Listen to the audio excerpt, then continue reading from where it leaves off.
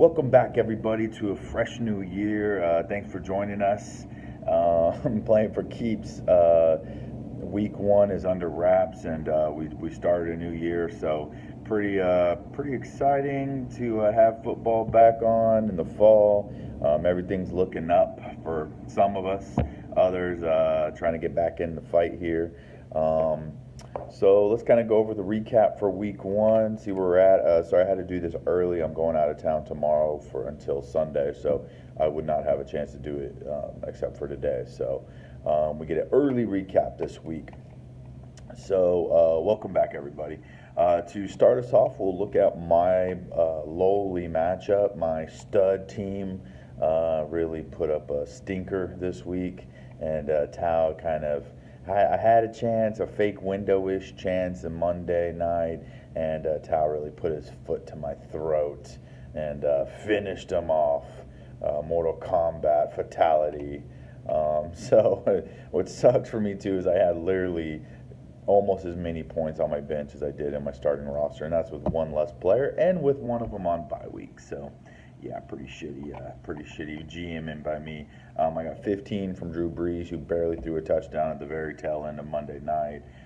Jordy Nelson did his usual. Doesn't matter who he's playing. Seahawks don't matter. 13 points. And then Charles Clay, only remaining pass catcher, it seems like, on that team that's still with Tyrod. So I thought that was a good play. He got 11. But man, Le'Veon Bell, 4 points. Browns showed up. Browns are looking like a different team. I wouldn't say ready to make a playoff run, but they gave Steelers a run for the money. They typically do, though, it seems like. Those are always a dogfight game between those two guys, divisional matchup. But definitely their defense showed up. Gave up some big plays to Antonio Brown, but overall they did a really good job on Le'Veon Bell and made Big Ben work for it. It was a close game. I think it was only a 3-point game with a rookie quarterback at that, so that was impressive. Kelvin Benjamin for 2.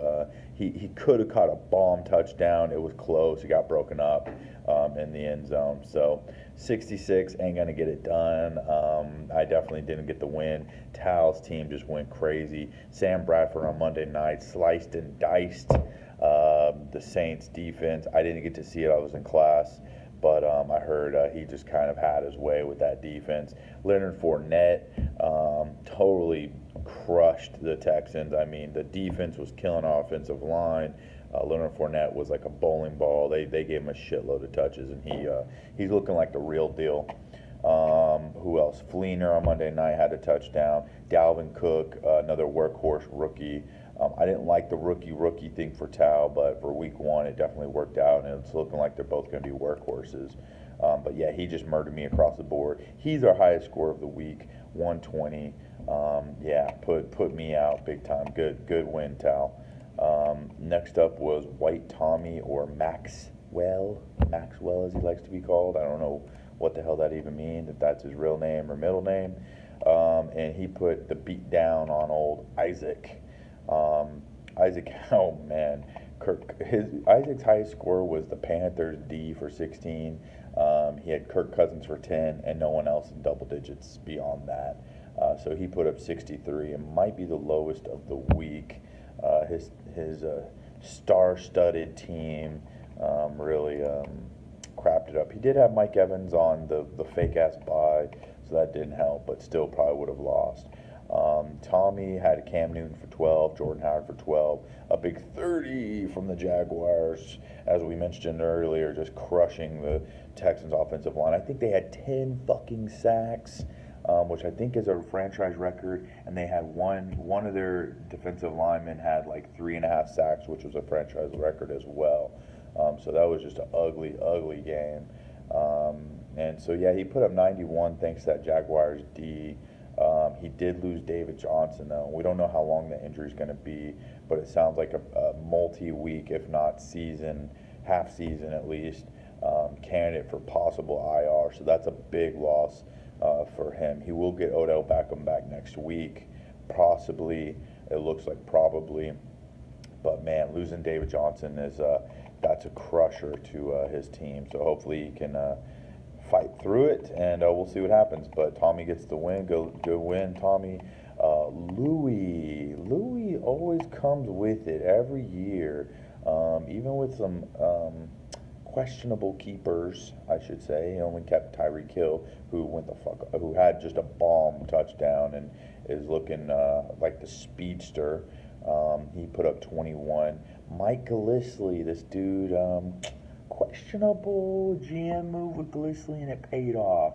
3 TDs on that ass, looking like he's playing the Blount role, and he converted on Thursday night for 22. Matt Ryan for 19, to be expected. Amari Cooper for 12. He dropped like 3 touchdowns in the end zone.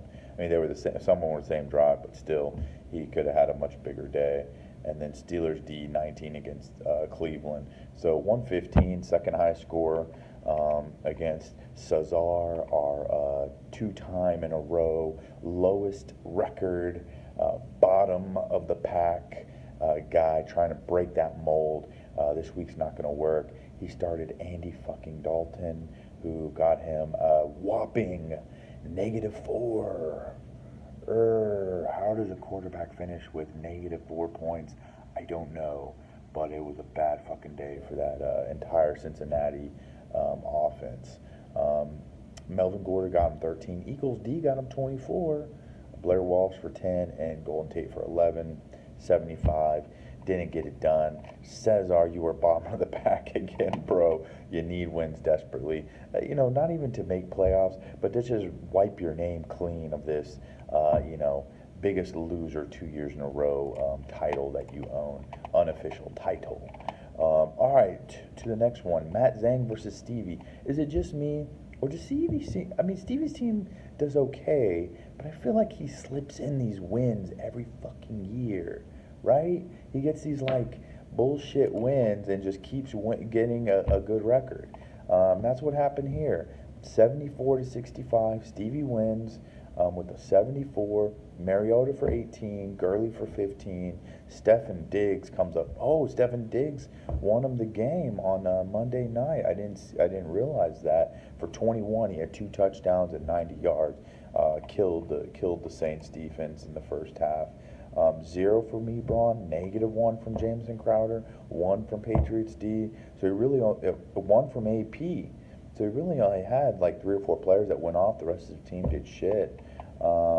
And then Matt Zhang, our newcomer, Paul Perkins for 1.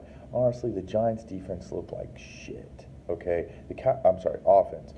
The Cowboys defense, I don't think is that talented, but man, they were fucking murdering the Giants. But Eli Manning looked really tentative under pressure. The offensive line wasn't holding up at all, and he just looked out of sorts. He really just didn't look good at all. He looked very flustered.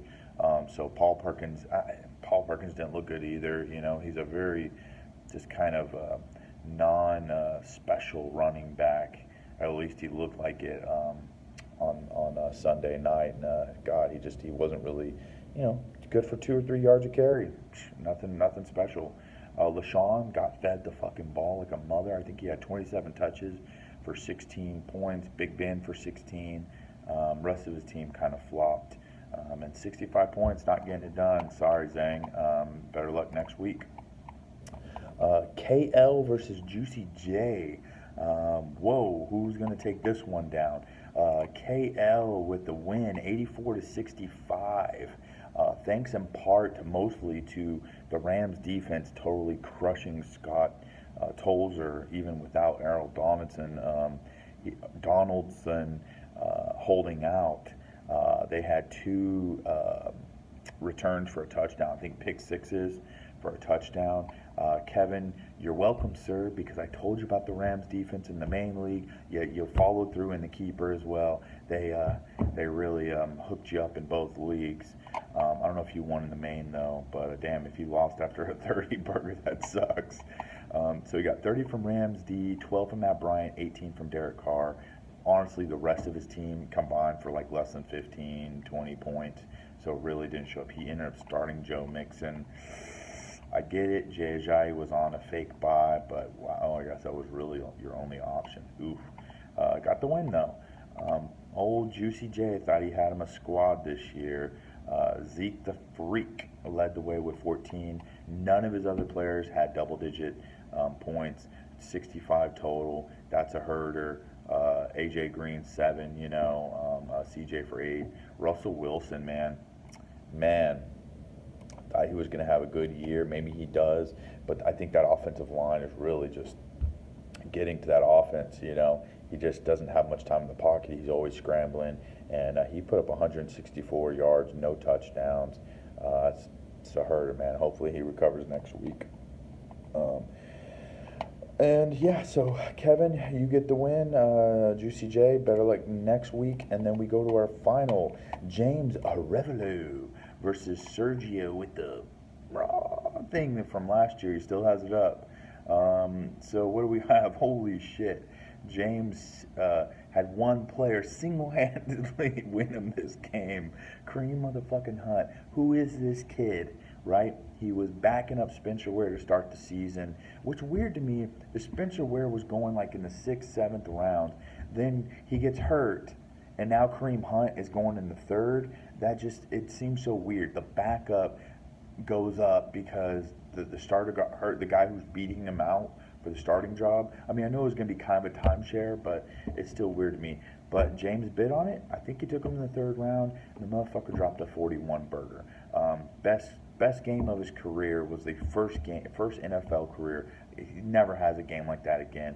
I'm sure he's going to be good, but Jesus Christ, he killed the Patriots. He really did. Had some really big plays, and Andy Reid leaned on him as the workhorse.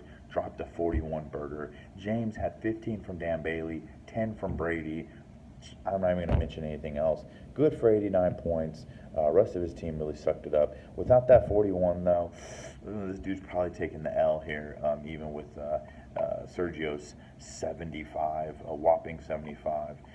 So Sergio had Matthew Stafford against Arizona. I didn't like that start. Matthew Stafford started off really slow, turned it the fuck on in the second half, and dropped 26 points. Murdered Arizona's defense, which I really wasn't expecting. Antonio Brown against Cleveland made some really nice catches. AB definitely deserves to be the #1 receiver this year, and he showed it week 1. Besides that, the dude just really didn't get much going. Jeremy Hill for 2, Carlos Hyde for 7, goose egg for Jimmy Graham, 1 for Martavis Bryant. Really just nothing to speak of. So 89-75. James, you get the win, but Kareem Hunt's not going to go for 40 every week, so don't expect that, homie. And so, yeah, that's all 6 of our matchups. Really early in the season, anybody's game, as we know. But good week 1 start. Don't forget, Thursday we got the Texans taking on the Bengals. Going to be a blockbuster one. Probably a pretty boring matchup. A lot of turnovers probably and punts. So look forward to that one and make sure you set your lineups. That's it for me, guys, this week. Corey Kamish is out. I will see y'all next week for the recap, and I will be on a plane Sunday trying to catch the games on my NFL ticket app. So holla dollar, peace out.